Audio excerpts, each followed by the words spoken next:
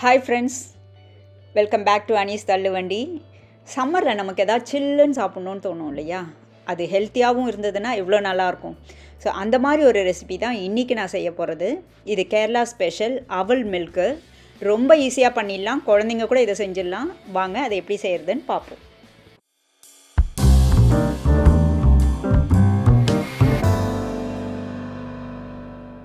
அவல் மில்க் செய்யறதுக்கு நான் இங்கே 1 கப் அவல் எடுத்து லைட்டாக வறுத்து எடுக்க போகிறேன்.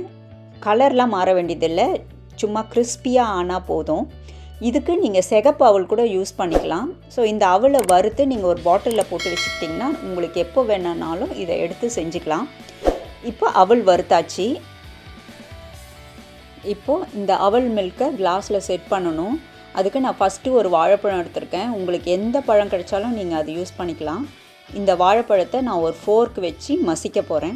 உங்களுக்கு பெரிய பீசஸாக சாப்பிடும்போது இருக்கணும்னு நினச்சிங்கன்னா அதுக்கேற்ற மாதிரி மசிச்சுக்கோங்க. இப்போது பழத்தை நல்லா மசித்து எடுத்துட்டேன். இதை நான் ஒரு கிளாஸில் செட் பண்ண போகிறேன். இதில் பால், பழம், அவல், நட்ஸு எல்லாமே ஹெல்த்தியான பொருள் நம்ம ஆட் பண்ணுறதுனால இதை எல்லாருமே எப்போ வேணாலும் சாப்பிட்லாம் நீங்கள். இப்போ நான் இந்த பழத்தை ஃபஸ்ட்டு லேயராக கிளாஸில் செட் பண்ணிக்கிறேன்.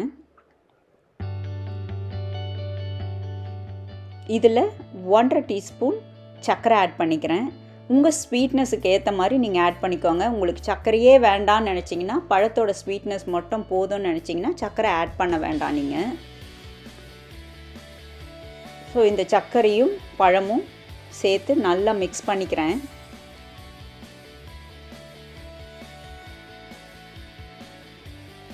இதில் நான் வறுத்த அவலை இப்போ ஆட் பண்ண போகிறேன்.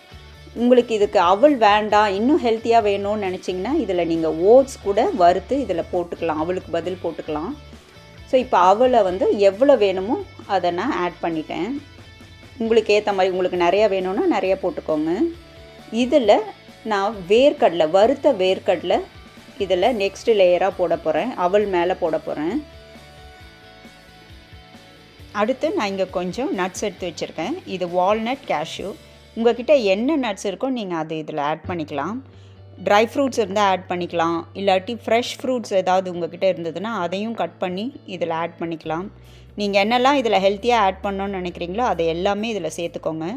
இப்போது நான் காய்ச்சி ஆற வச்சு ஃப்ரிட்ஜில் வச்ச பால், இது சில்லுன்னு இருக்கிற பால். இதில் நான் 2 டேபிள் ஸ்பூன் சர்க்கரை ஆட் பண்ணியிருக்கேன்.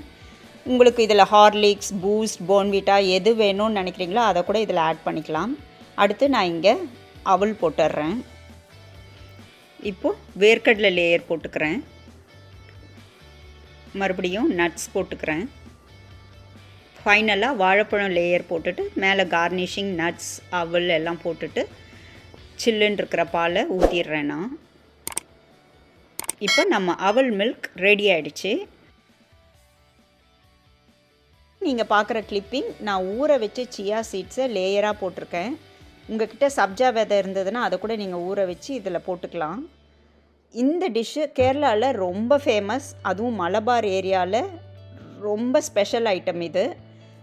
நீங்கள் இந்த சம்மரில் சில்லுன்னு குளுகுளுன்னு வீட்டில் இருக்கிற பொருளை வச்சு நினச்ச நேரத்தில் இந்த அவல் மில்கை செஞ்சு சாப்பிட்டு பாருங்கள். இதுக்கு மேலே ஒரு ஸ்கூப் ஐஸ்கிரீம் போட்டு கொடுத்தீங்கன்னு வச்சுக்கோங்க, குழந்தைங்க என்ஜாய் பண்ணி சாப்பிடுவாங்க. ஸோ கண்டிப்பாக செஞ்சு பாருங்கள்.